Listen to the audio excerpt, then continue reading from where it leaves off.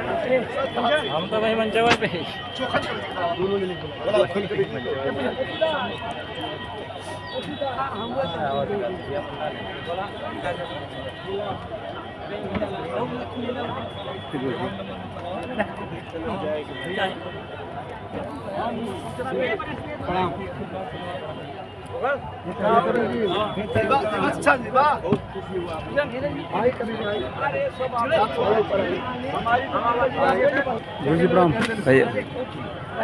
कौन चैनल देंगे आपको।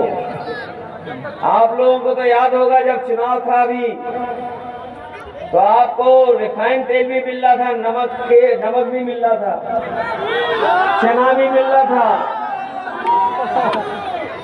और जैसे ही चुनाव खत्म हुआ, वोट ले लिया, तो बताओ अब क्या मिल रहा है राशन में आपको। और जैसे ही चुनाव आएगा तो फिर मिल जाएगा रिफाइन और घी आपको, फिर नमक की कसम दिलाई जाएगी। इसलिए सावधान रहोगे कि नहीं रहोगे। मैंने सुना है कि बनारस में सबसे ज्यादा शौचालय बनाए हैं सरकार ने, जहां इन्होंने जाने कितनों के नाम बदले, शौचालय का भी नाम बदल दिया। नाम बदल दिया कि नहीं बदल दिया उन्होंने। और हमारे मुख्यमंत्री जो लखनऊ वाले हैं वो तो कमाल के हैं। उनका गणित कभी सुना आपने? एक बार बोले कि 46 में 56 भर्ती हो गए। सदन में बोला कि 46 में 56 भर्ती हो गए। हमने उनसे कहा कि सूची दो जो 46 में 56 हुए हैं। अभी तक सूची नहीं दे पाए हैं, अभी तक सूची नहीं दे पाए हैं 46 में 56 लोगों की। इसीलिए हम आपसे कहना चाहते हैं, ये लड़ाई बड़ी है, ये लड़ाई तभी कामयाब होंगे हम लोग जब जाति जनगणना होगी। बिना जाति जनगणना के हम लोग कामयाब नहीं हो सकते हैं। ये सवाल केवल 46 में 56 भर्ती का नहीं है। ये लोग कई बार ये कहते हैं कि समाजवादी लोग जाति के आधार पे जातिवादी लोग हैं।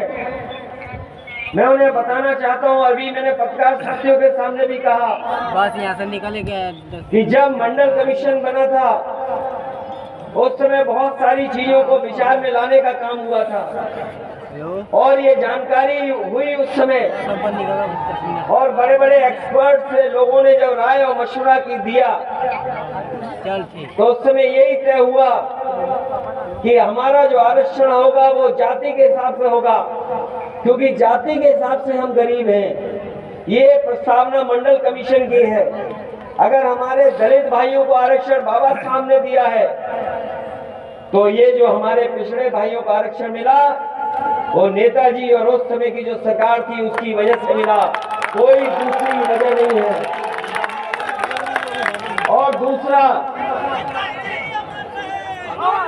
जिस तरह की व्यवस्था अब लागू हो गई है उसमें सबसे ज्यादा घाटा हमारा और आपका हुआ है। ये धोखा देकर के सब नौकरियां छीनना चाहते हैं। इसलिए अब जरूरी बनती है बात को, क्योंकि ये कभी कभी जातियों के बीच में नफरत फैलाते हैं। आज हर वर्ग के लोग चाहते हैं कि जाति गणना हो। जो गांव में रह रहे लोग वो सब चाहते हैं जाति गणना हो। जो आबादी गरीब है, पिछड़ी रह गई, वो सब चाहती है। और अभी देश के सुप्रीम कोर्ट के चीफ जस्टिस साहब ने भी कहा कि ये जो आरक्षण व्यवस्था है ये हमारे पिछड़े लोगों को और जो गरीब लोग हैं उनके लिए उम्मीद है, उनके लिए एक आस नजर आती है। इसलिए आरक्षण जरूरी है। आरक्षण से हमारे लोगों को आगे बढ़ने का मौका मिलता है। इसलिए आने वाले समय में अगर जाति गणना करा करके आबादी के हिसाब से हक और सम्मान दिलाने के लिए अगर लड़ाई लड़नी पड़ेगी तो हम समाजवादी लोग इस लड़ाई को लड़ने का काम करेंगे। हमारे उत्तर प्रदेश के मुख्यमंत्री 46 में 56 की सूची अभी तक नहीं दे पाए हैं। दिवस पर मैंने देखा था। अभी जो योगा दिवस मनाया गया था, योग दिवस, उस दिन भी आपने उनका योग करते हुए देख लिया होगा वीडियो। अब आप कल्पना करिए, अभी आप कल्पना करिए कि ये लोग कहते हैं कि हम सुबह 4 बजे उठ जाते हैं। जो सुबह 4 बजे उठेगा वो बताओ ऐसा योगा करेगा क्या कोई? और हमने या आपने या किसी ने तो नहीं कहा था एक टांग पे खड़े हो जाना। अगर आपको योग ही करना था तो कम से कम अनुलोम विलोम कर लेते तो आप पकड़े नहीं जाते। तो बताओ, योग किया, पूरा देश और दुनिया जान गया।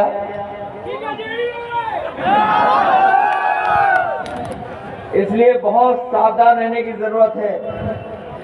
और सावधान इसलिए भी रहना कि ये अंग्रेजी में बोल करके हमें आपको गुमराह करते हैं। ये कहते हैं कानून व्यवस्था जीरो टॉलरेंस है। ये कहते हैं कानून व्यवस्था जीरो टॉलरेंस है। बताओ किसी को समझ में आया कि नहीं आया? समझ में? हमारे मुख्यमंत्री कहते हैं जीरो टॉलरेंस है।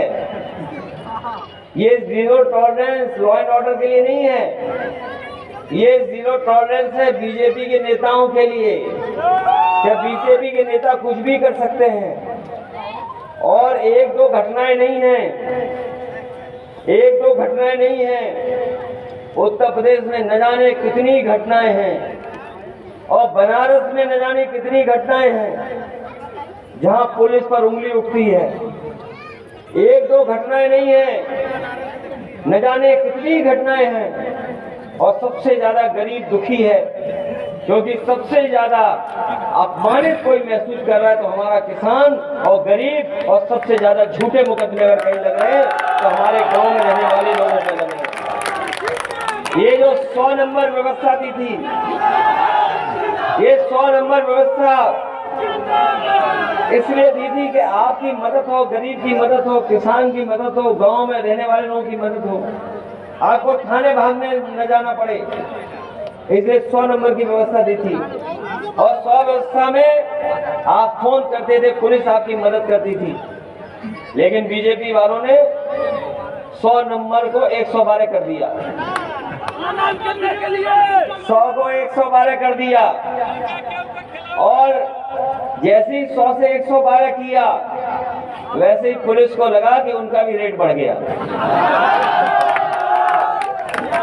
बताओ ये है कि नहीं है? और अभी तक तो हम लोग फिल्मों में या अखबारों में पढ़ते ये थे कि पुलिस ने चोर को पकड़ा,